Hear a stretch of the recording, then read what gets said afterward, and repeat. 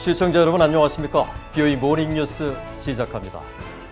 미국과 한국, 일본 세 나라의 공조는 북한 비핵화 노력의 필수적 요소라고 미국 국무부가 밝혔습니다. 또 북한에 대한 어떤 접근법도 세 나라가 협력하지 않는다면 효과적이지 않을 것이라고도 지적했습니다. 함지아 기자가 먼저 보도합니다. 미국 국무부의 네드 프라이스 대변인은 19일 전화 브리핑에서 북한 문제와 관련해 현재 악화된 한일 관계에 대한 우려는 없느냐는 BOE의 질문에 우리가 대북 접근법에 대해 언급하고 이에 대한 검토가 진행 중인 상황에서 가장 중요한 건 우리의 동맹국, 파트너국들과의 긴밀한 조율이라고 답했습니다. 그러면서 한국과 일본을 강조했습니다. As we've spoken about our approach to North Korea and the review we're undertaking now, one of the central tenets, even as we review that approach, is that close coordination with our allies and partners. And of course, we have two of our closest partners, and in fact, treaty allies in the Indo-Pacific are the South Koreans and the Japanese. 프라이스 대변인은 특히 어떤 대북 접근법도 일본, 한국과 함께하지 않는다면 효과적이지 않다면서 북한의 비핵화 달성을 하는데 미한일 삼각공조가 필수적이라는 입장을 거듭 밝혔습니다. We know that any approach to North Korea, one that puts denuclearization at the center, as we plan to do, won't be effective if we are not working in tandem with our Japanese and Korean counterparts.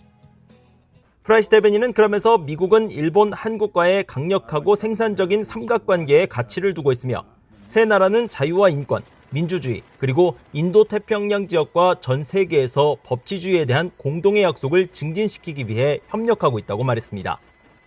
I think what I would say is that we value our robust and productive trilateral relationship with Japan and the Republic of Korea as we work together to promote our shared commitment to freedom, human rights, democracy, and the rule of law in the Indo-Pacific region and across the globe. 국무부는 북한 문제 해결과 관련해 미한일 3국 공조의 필요성을 연일 강조하고 있습니다. 국무부는 지난 9일 정례 브리핑에서도 북한의 도발보다 한국과 일본이 이견을 보이고 긴밀히 정책 조율을 하지 못하는 상황이 더 우려스럽다는 입장을 밝혔습니다.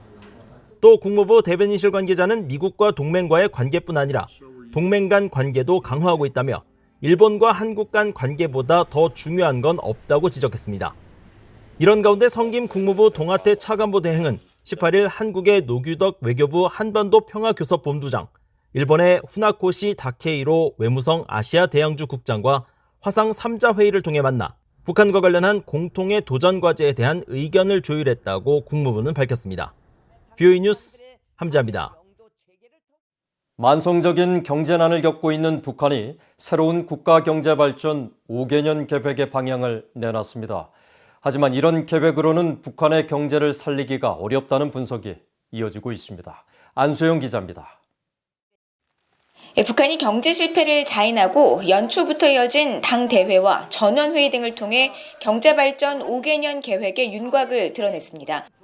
새 경제발전 5개년 계획 목표는 지속적 경제 상승과 인민 생활의 뚜렷한 개선인데 특히 금속과 화학공업 중시, 원자재 보강으로 인민 소비품 생산 확대를 꼽았습니다. 수치 목표로는 시멘트 800만 톤 생산과 평양시 5만 세대 산림집 건설, 검덕지구 2만 5천 세대 산림집 건설 등 세 가지가 공개됐습니다. 전문가들은 이 같은 북한의 경제 계획은 구체적 내용이 없는 부실한 것으로 악화된 경제를 살리기는 부족하다고 지적했습니다. 무역과 수출, 공장과 기업소 관리 방안이 없으며 구체적인 전력난 해결책 등이 보이지 않았다는 겁니다. But in North Korea, their plan is broken down and then they don't give any details. So 이번 경제 계획은 과거로 후퇴했다는 분석도 나옵니다. 5년 전인 2016년 7차 당대회에서 국가경제발전 5개년 전략을 발표할 당시 김정은 위원장은 핵 경제 병진 노선과 함께 사회주의 기업 책임관리제, 전력 문제 해결 역량 집중 등을 밝혔습니다. 그러나 이번에 내놓은 경제발전 계획에는 구체적인 해결책들이 보이지 않는 등 자력갱생을 전제로 한 과거의 계획으로 후퇴한 것 같다고 말했습니다. 이번에는 완전히 이제 자력갱생을 기반으로 해서 만들어졌기 때문에 성격 자체가 좀 다르죠. 그래서 오히려 60년대식의 규모 우선 발전 전략 이쪽으로 회귀한 것이 아닌가 이렇게 보여집니다. 경제발전 5개년 첫 해인데도 예산은 지난해보다 0.9% 늘리고 경제건설 투자도 0.6%만 늘린 점은 일종의 긴축 정책으로 분석됐습니다. 일종의 긴축 정책을 핀다고 보면 될 것 같아요. 이 긴축 정책이 한시적으로 하는 게 아니라 이제 장기적으로 할 거다 이런 거를 이렇게 내포하는 것 같습니다. 조선중앙TV에 김 위원장이 상기된 얼굴로 간부를 세워놓고 삿대질하는 장면이 나오고 임명된 지 한 달도 안 된 김두일 당 경제부장을 경질한 것과 관련해서는 경제 실패 등에 따른 김 위원장의 화풀이라는 지적도 나옵니다. 전문가들은 북한이 자력갱생을 내세우며 현상 유지적인 경제 계획을 수립한 배경으로 악순환하고 있는 경제난을 지목했습니다. 또 북한은 경제발전 5개년 계획 첫 해인 올해 자력갱생의 성패가 갈릴 것으로 보고 총력전을 펼치고 있지만 북한의 핵과 미사일 실험에 따른 국제사회의 제재가 장기화하고 국경 봉쇄마저 길어지면서 북한 경제는 갈수록 한계를 드러내고 있다고 강조했습니다. VOA 뉴스 안소영입니다. 미국 재무부가 북한 등 제재 대상국에 결제 금융 서비스를 제공한 업체에 대해 벌금을 부과했습니다. 이들 제재국이 디지털 화폐를 이용해 결제를 할 수 있도록 도왔기 때문인데 해당 업체는 거래자 정보 확인 절차를 하지 않아 벌금을 부과받게 됐습니다. 오택선 기자입니다.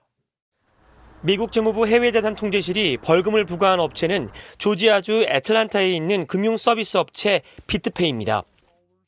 재무부 해외자산 통제실은 18일 보도자료에서 북한 등 제재 대상 국가에 금융 결제 서비스를 제공한 이 민간 업체에 벌금 50만 7천 달러를 부과했고 이 업체도 동의했다고 밝혔습니다. 그러면서 비트페이 서비스 이용자의 IP 주소를 추적한 결과 북한과 쿠바, 이란, 수단 등 제재 대상에 오른 국가들이 포함된 것으로 보인다고 설명했습니다.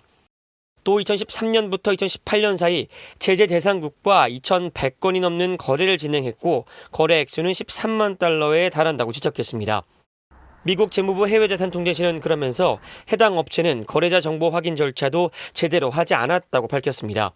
서비스 이용자들의 이름과 주소, 이메일 주소, 전화번호, 특히 지난 2017년 11월부터는 사용자의 IP 주소까지 획득했는데도 이들 지역이 제재 대상국에 포함됐는지조차 확인하지 않았다고 밝혔습니다. 해외 자산 통제실은 그러면서 이번 조치는 디지털 화폐를 다루는 금융업체가 제재 위반에 연관될 수 있으며 이런 위험을 줄여야 한다는 점을 보여준다고 강조했습니다. 최근 미국 정부 당국은 북한의 불법적인 가상화폐 사용을 단속하는 조치를 이어가고 있습니다. 지난 17일 법무부는 북한 정찰총국 소속 해커 3명을 기소한 데 이어 같은 날 재무부와 연방수사국 등도 부처 합동으로 북한의 가상화폐를 노린 사이버 위협 경고주의보를 발표하기로 했습니다. 앞서 일부 공개된 유엔 안보리 대북제재위원회 전문가 패널의 올해 상반기 보고서에는 북한이 지난 2019년부터 2020년 11월까지 1년여 동안에만 사이버 해킹을 통해 3억 1,400만 달러를 탈취한 것으로 나타났습니다. VOA 뉴스 오택성입니다. 북한 정권이 올해에도 계속 영변 핵시설 단지에 우라늄 농축 공장을 가동하는 것으로 보인다는 분석이 다시 나왔습니다. 핵 전문가인 프랭크 파비안과 위성사진 분석 전문가 잭 류 등 3명은 지난 19일 미국의 북한 전문 매체 38롤스 기고에서 지난 1월에서 2월 영변 핵단지를 촬영한 위성사진을 통해 독특한 모양의 특수 궤도차들이 우라늄 농축시설에 도착하고 출발하는 장면이 포착됐다고 밝혔습니다. 그러면서 이는 우라늄 농축 공장이 동절기 내내 계속 가동 상태에 있음을 시사한다고 밝혔습니다. 이들은 또 핵단지 내 5메가와트급 원자로는 주변에 차량이 계속 관측되지만 가동이 재개됐다는 조짐은 드러내지 않았고 실험용 경수로 역시 주목할 만한 활동은 없었다고 분석했습니다. 국제인권단체 휴먼 라이츠 워치가 한국 정부의 대북 전단 금지법에 문제를 제기하는 의견서를 한국 통일부에 제출했습니다. 휴먼 라이츠 워치는 18일 홈페이지를 통해 이같이 밝히고 대북 전단 금지법이 규정한 금지 행동과 관련해 북한으로 보낼 수 없는 금지 물품 규정 문구가 불특정하고 명확하지도 않다고 지적했습니다.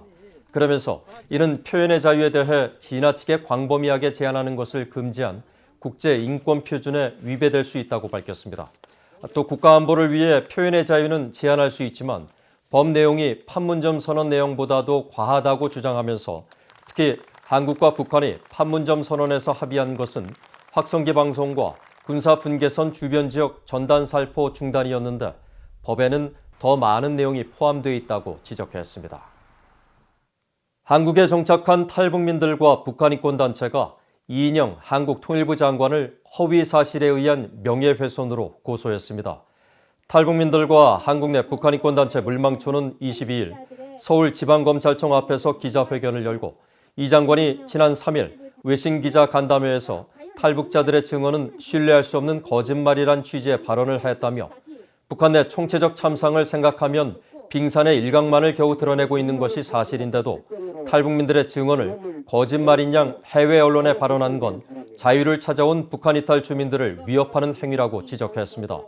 그러면서 이 장관의 발언과 인식은 대한민국 헌법에 반하는 반역 행위이자 탈북민들에 대한 범죄라고 주장했습니다. 이와 관련해 한국통일부는 브리핑을 통해 통일부와 통일부 장관은 탈북민들의 증언이 한국 정부와 국제사회에 북한 인권 실태를 알리는 귀중한 기록이란 분명한 인식을 갖고 있다면서 이 장관은 탈북민들의 증언이 신뢰할 수 없는 거짓말이란 취지로 발언한 사실이 없다고 해명했습니다. 앞서 이인영 장관은 지난 3일 외신기자 간담회에서 북한 인권 기록물 발간과 관련해 북한 인권에 대한 기록이 실제로 그런 것인지 탈북민의 일방적인 의사를 기록한 것인지 확인하고 검증하는 과정들이 부족하다고 말했었습니다. 이상으로 BOE 모닝뉴스를 마칩니다. 시청해주신 여러분 고맙습니다.